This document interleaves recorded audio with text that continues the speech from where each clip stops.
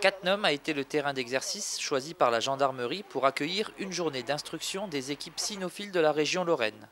Reflet a eu la chance d'assister aux exercices de mordant, de détection de stupéfiants et de pistage.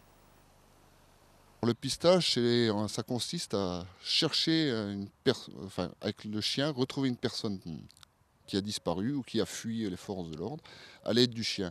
Donc de ça, on utilise soit des traces, si on en trouve dans l'herbe, dans la neige, dans la boue, soit si on a la chance d'avoir un objet appartenant à la personne, hein, on se sert de ça. Les chiens font en moyenne une trentaine de pistages dans l'année. On ne connaît pas la piste, c'est une piste réelle. Là, c'était le cas, un individu qui voulait forcer un garage qui s'en va.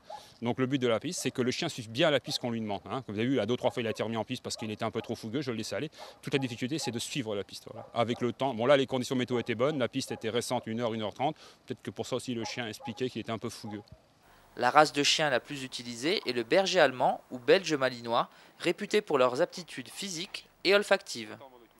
Des capacités indéniablement utiles, surtout en recherche de stupéfiants.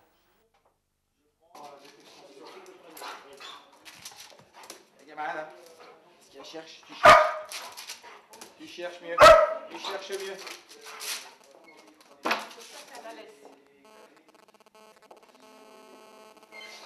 Tu cherches. Allez, gamin. Allez, on y va. Allez, monte. Allez, couchez, pas toucher, pas toucher. Et chaque chien a une façon de trouver, aboyer, gratter, s'asseoir devant. Et ça, c'est des heures et des heures d'entraînement pour arriver à essayer de trouver toutes les matières. Cette journée mensuelle d'instruction s'est achevée par l'exercice le plus impressionnant pour nos reporters, celui du mordant sur 2 hommes d'attaque.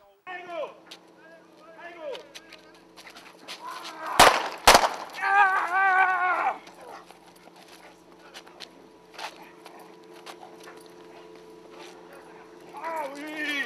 Oh, ça de loup. Oh, ça de loup. Voilà, bien le bébé. Ça c'est bien ça. Ça c'est bien ça, garçon.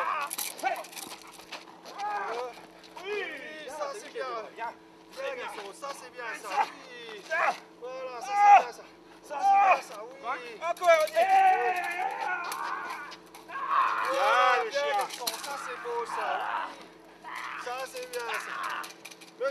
Le chien doit être capable de défendre son maître et il doit être capable aussi d'aller interpeller un individu dangereux qui peut être menaçant pour lui ou pour les autres, pour protéger, pas rien que son maître, pour protéger la population, pour protéger les individus qui se trouvent autour. On voit qu'il y a une grande complicité entre le maître et le chien, c'est important ça? Ah, c'est nécessaire.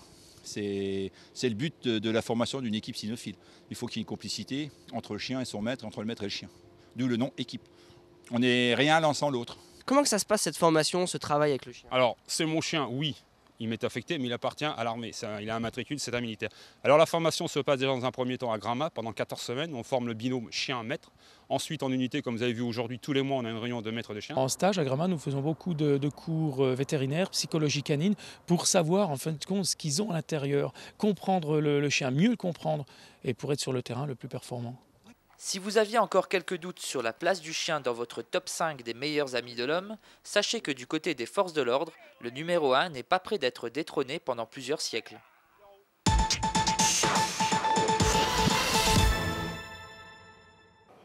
Des tables et des bancs vides, des stands de restauration déserts et des réservations qui tournent au ralenti, tel était le triste constat de la dernière marche IVV organisée par Cattenom Loisirs Culture.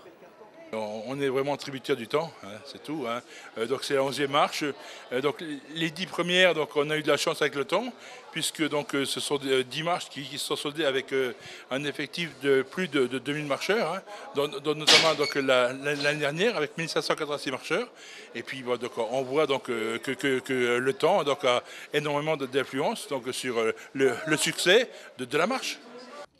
500 personnes ont quand même bravé la pluie pour venir à Cattenom, ce qui prouve que le parcours reste incontournable pour les passionnés. On en déduit que ce sont les marcheurs occasionnels et les familles qui ont fait défaut, mais sincèrement, avec cette météo exécrable, peut-on leur en vouloir ? On table sur 1200-1500 marcheurs, donc au point de vue donc restauration, donc la tendance, et donc bon, si on n'a que 500 marcheurs, il est sûr et certain qu'on boit le bouillon.